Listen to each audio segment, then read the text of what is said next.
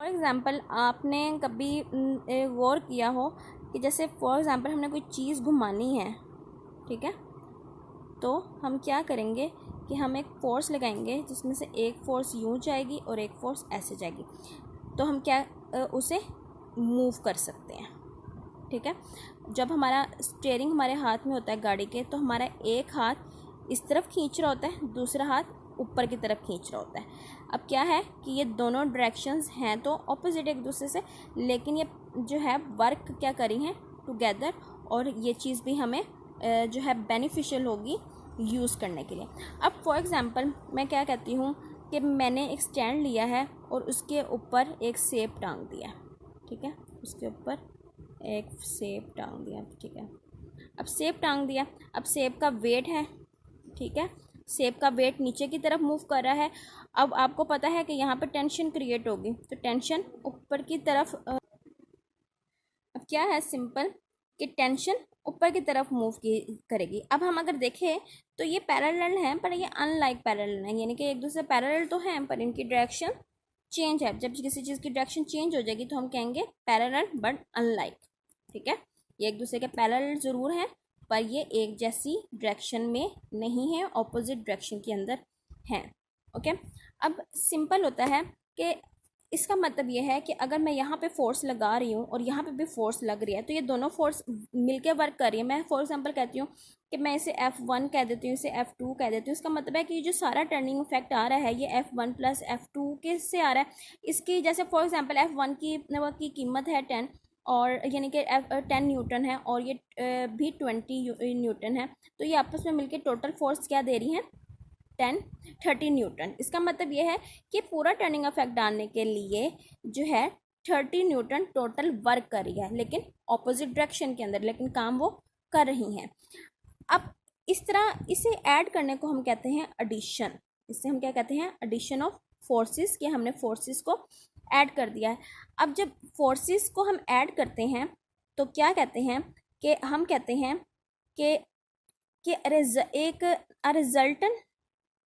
Resultant का मतलब है कि ऐसी फोर्स जो जिसका रिजल्ट निकला है, ठीक है, इज अ सिंगल फोर्स, यानी कि अब एक तरह से ये सिंगल फोर्स है that has the same effect as the combined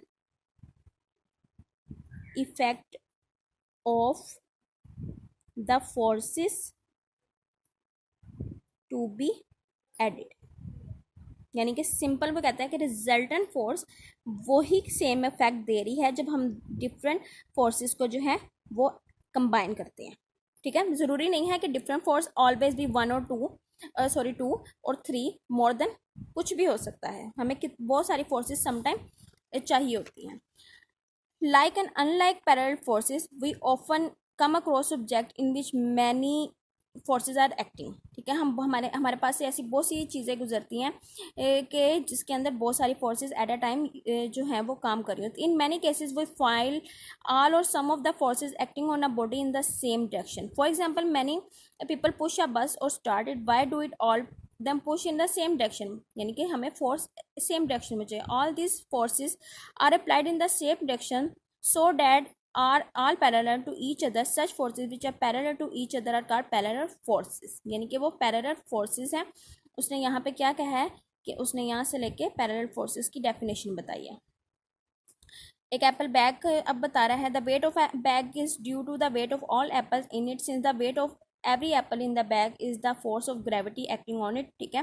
gravity impact और करिए it vertically downward with downward move करिए हैं, therefore weight of apple are the parallel forces, यानी कि वेट ऑफ जो है वो पैरेलल फोर्सेस हैं। All these forces are acting in the same direction, such forces are called like parallel forces. अब वो लाइक पैरेलल फोर्सेस की definition बता रहा है। Like parallel forces are the forces that are parallel to each other, जो एक दूसरे के पैरेलल हैं एंड द सेम डायरेक्शन, और इनकी डायरेक्शन क्या है सेम है।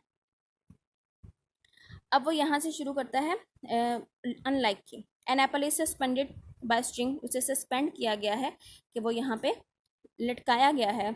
The string is stretch due to the weight of the apple, जाहिर सी बात है स्ट्रेच हुई है, उसमें टेंशन क्रिएट हुई है। The force acting on is weight of the apple acting vertically downward ठीक है, नीचे की तरफ मूव कर रहे हैं, tension is string pull is vertical upward. The two forces are parallel but opposite to each other, दो फोर्सेज पैरेलल हैं पर ऑपोजिटली ईच अदर हैं। These forces are called unlike parallel force, ठीक है, इन फोर्सेज को हम अनलाइक पैरेलल फोर्स कहते हैं।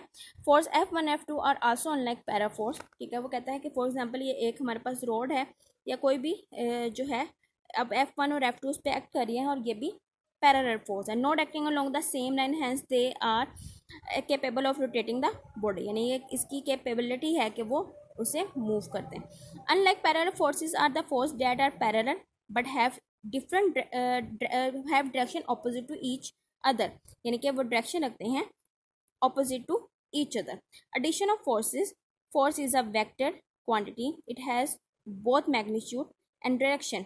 फोर्स क्या है, वेक्टर क्वांटिटी है, ये आपको पता होना चाहिए कि वेक्टर का मतलब होता है कि जो हमें डायरेक्शन भी बताए। स्केलर हमें सिर्फ मैग्नीट्यूड बताती है, उसकी अमाउंट बता रही होती है, लेकिन ये डायरेक्शन भी बता रही होती है कि वो अमाउंट किस तरफ लग रही है। Therefore force are not added by ordinary arithmetically rule, ठीक है, फोर्स को हम arithmetically रूल से नहीं ऐड करते। when force are added we get a resultant force. A resultant force is a single force, यानी कि एक सिंगल फोर्स है that has the same effect, जो कि एक ही जैसे असर डाल रही है as the combined effect of all the forces to be added, ठीक है। जैसे फॉर एग्जाम्पल जब जब एक यहाँ पे कोई, हम कहते हैं कोई टायर मूव कर रहा है, तो हम इस टायर की मूवमेंट को ये नहीं देखेंगे इस पर फोर्स 1 और F2 लग रही है, हम देखेंगे कि इसने टोटल कितनी फोर्स के साथ मूव कर दिया है, ठीक है, यानी कि हमने कंबाइन इफेक्ट देखना है। अब वो कहते हैं कि one of the method for the addition of force is graphical method, ठीक है, हम ग्राफिकल मेथड से भी करते हैं, उसे हम हेड टू टेल कहते हैं, ठीक है। इंशाल्लाह हेड टू टेल हम कल पढ़ेंगे। ओके, अपना ध्यान रखें, घरों में रहें। अल्लाह।